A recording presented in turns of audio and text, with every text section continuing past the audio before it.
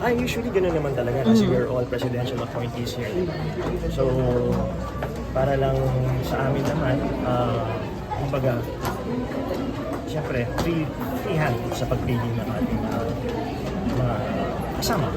Mahirap din po kasi, siyempre, dapat pagkakatiwalaan mo. Mahirap kasi kung hindi mo kasama, hindi mo naman siya dapat kilala.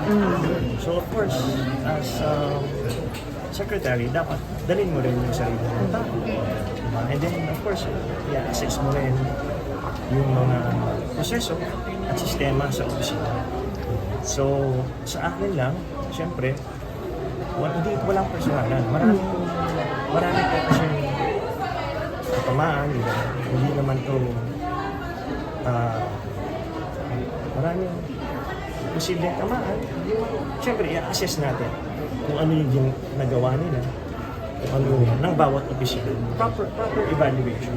Kumbaga, kahit naman sa ordinary na kumpanya, di ba? May bagong pasok, alamin mo, ano ba nagawa nito? Maganda ba ito? Nagawa niya o hindi? Sek, ilan na po yung nag-comply? No, it was the executive secretary. There were orders na kinakailangan natin gawin dahil kailangan nga ng pagbabago na hindi dapat kasi nangyayari kasi unang-una maraming leakages, maraming intriga, maraming nagsisiraan. Ayaw natin mo. Dapat yung PC, hindi ko sinasabing galing sa loob yan. Pwedeng manggaling din sa labas. Diba? Pwedeng manggaling din sa media. Pero dapat confidential lahat ng orders, lahat ng papeles dito. We treat it as confidential. Sir, yung mga nagli-leak, mga documents po? May mga kung ano yung intrigang lumalabas. Natatanggap na nakakagulo pa. Nasa hilik na makatulog. It will take space and time. Iisipin mo pa. Kaya alam mo, siguro dahil yan sa mangyayari malasahan, mangyayari pagbabago. Minsan kasi, mga gumagawa ng kung ano-anong kwento na wala namang katotohanan. So, sabi ko nga kanina, as you grow older, the most precious commodity is time. Oras po. Ito pong tungkulin. Tinawag ako, nagkampan ako tungkulin din ng Pilipino. So, gagawin ko natin. Kaya ako lang ito pa. Na-inspire kasi ako eh. Alam mo, may sumulat sa akin kapwa PLS. Sabi niya, salamat, tinanggap ko. Bakit? Laban ito ng mga anak natin. Gusto niyo bang mabuhay ng mga anak natin na napaka-toxic ng environment? Nagmumurahan sa internet? Nagpapakalat ng kasinungalingan? Parang lapang. Totoo, di ba? Wala naman ganun yung panahon natin. Dati, backstabbing. Nakatalikod ka, sasabihin mo na, isang tao lang. Pero ngayon, for all the world to see, mumurahin, wala kang magawa. Magbibigay ng kasinungalingan, papakalat sa internet.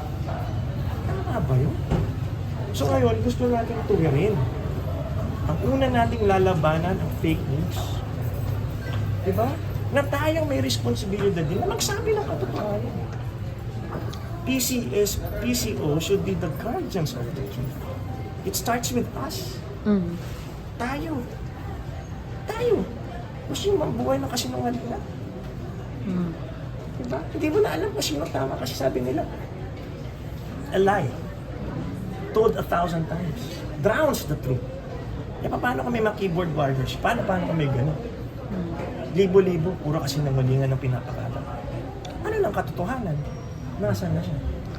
So, kailan yung ma-finalize yung mga bago na dadalhin nyo kanyo dito sa loob at saka yung mga ma-retain or Yung announcement yung Sir Bawat kailan isang sila? opisina, i-assess, ino-audit. Bawat isang opisina, may taong nasa taas yan. Ano ba nagawa mo? Nakatulong ka ba? Kasama ka ba? O wala kang ginawa? i-audit po? I-audit. So, again, nakita mo naman yung priority programs. Labanan ng fake news. Ordinary Filipinos, kailangan people-centered approach in communication.